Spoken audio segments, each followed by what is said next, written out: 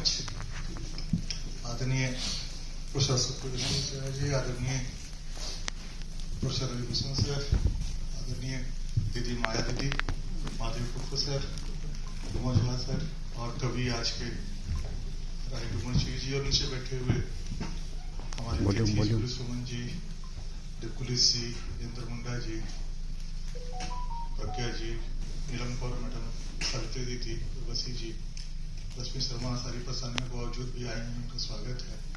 और सत्कार के और मित्र और सारे हमारे अतिथि और कमल जी भी और सब लोग और बच्चे, ये हम लोग की परंपरा रही है कि जब भी कोई हमारे बीच का कभी नया संग्रह आता है, पहला संग्रह आता है, तो हम लोग उसका आयोजन करते हैं। क्योंकि एक बार जब कविता लिख देता है तो फिर वो लोक वृत्ति का चीज हो जाता है, उसकी व्यक्तिगत चीज होती नहीं है।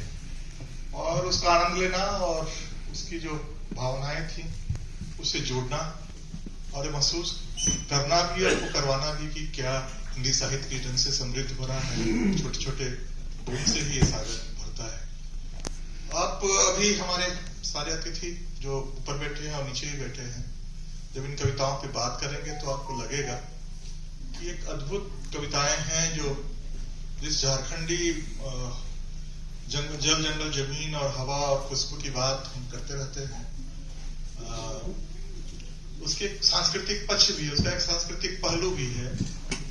उसका सांस्कृतिक पहलू ये है कि हमारे जो लोग हैं झारखंड के, वो कोई मानव की श्रेष्ठता बोध से ग्रसित लोग नहीं है। हमारा जो यहाँ का दर्शन है वो वनस्पतियों को भी और जीव जगत को भी और नदी और नाले को भी उतना ही आदर सम्मान देता है जितना एक अपने बुजुर्ग को देता है, अपने पुरुष को देता है, अपने आत्मीय को देता है।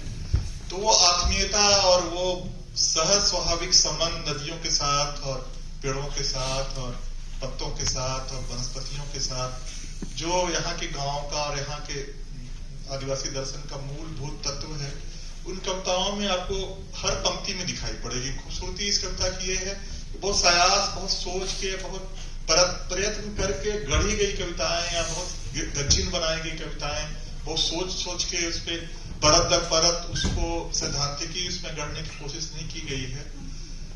बस पहला ही भाव जो आया किसी भी कारण से, मित्र से बिछड़ने से लेके, नदियों के बर्बाद होने से लेके, बालू माफिया को लेके या विस्थापन को लेके या मित्र से पुनः मिलने से लेके, विनय सौरभ जी हमारे बीच में, उनका स्वागत हम लोग करते हैं। तो ये सारी कविताएं वहां हैं जो हमारा जीवन है जिस ढंग का। एक तो झारखंडी जीवन, खासकर के आदिवासी जीवन बहुत दुखवादी नहीं है, वो दुख में बहुत डूबा हुआ करुणा और दया वाला जीवन नहीं है। ठीक है, तकलीफ है, आर्थिकी है, विषम और विषमता के कारण कठिनाइयां हैं, उस कठिनाइयों में भी वो कुछ खुशी खोजता है। रात के शाम को जब अखड़ा में जाता है तब भी उस दुख में भी नाच लेता है। दिन भर अगर उसने मेहनत भी की है तो उस मेहनत का निस्तार जो है वो नृत्य करके ही, सामुदायिक नृत्य करके ही करता है।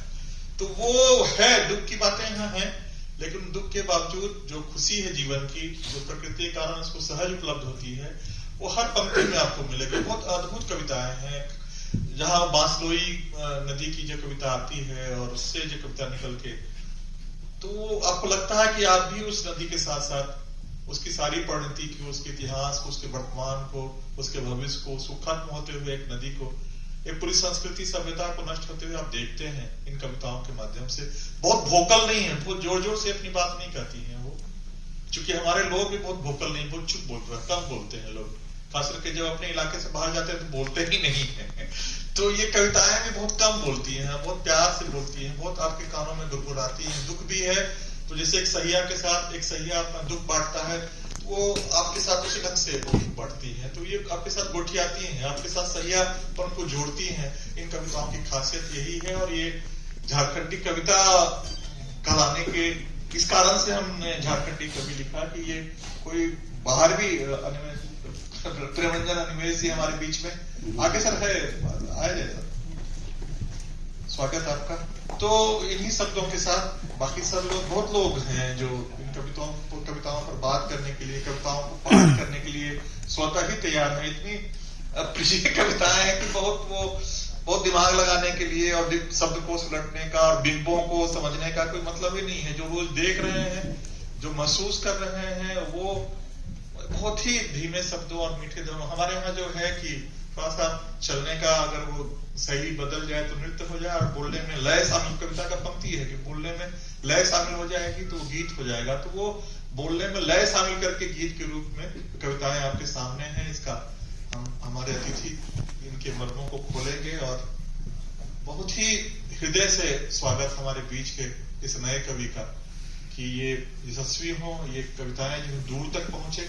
कोई क्षेत्रीय ठीक है कि पीड़ा हमारी है, लेकिन वो सारी दुनिया की जो पीड़ा है, ये जो विकास का जो बहुत ही सर्वग्रासी रूप जो है, वो सर्वग्रासी रूप के कारण ये पीड़ा पूरे ग्लोबल साउथ की पीड़ा है। ये केवल झारखंड की या छत्तीसगढ़ की या बस्तर की है नहीं, वो लैटिन अमेरिका के साथ भी वही हो रहा है, अफ्रीकी देशों के साथ भी वही हो रहा है। जहां जहां वो पंजे पहुंच रहे हैं, जो नदियों को सूख लेना चाहते हैं और पेड़ों की वनस्पतियों की हरियाली खींच के इंजेक्शन से जो है खुद हरा होना चाह रहे हैं, तो ये पूरे ग्लोबल साउथ की दिक्कत है। ये कविताएं वहां तक पहुंचे, इनका अनुवाद हो और ये पूरे ग्लोबल साउथ में पहुंचे, केवल झारखंड तक और छत्तीसगढ़ और यहाँ तक सीमित नहीं रहे, और कभी हमारा यशस्वी हो, उसकी लेखनी निर्बाध बहती रहे, बांसुरी नदी की तरह सूखे नहीं हो। ये आशीर्वाद है और ये स्नेह है और ये प्यार है कि हम इस कवि को अपने बीच में पा रहे हैं। पार्वती जी भी हमारे बीच में आई हैं, उनका भी स्वागत है। तो इन्हीं शब्दों के साथ आप सबका स्वागत कि आज वर्किंग डे में भी ये हॉल अगर भरा हुआ है तो ये आपका प्रेम और स्नेह है कि आज छुट्टी का दिन नहीं है, वर्किंग डे है, तब भी ये हॉल आज भरा देख रहे हैं। आप सबों का स्वागत, आप सबों का अभिनंदन, आप सबों को जोहार।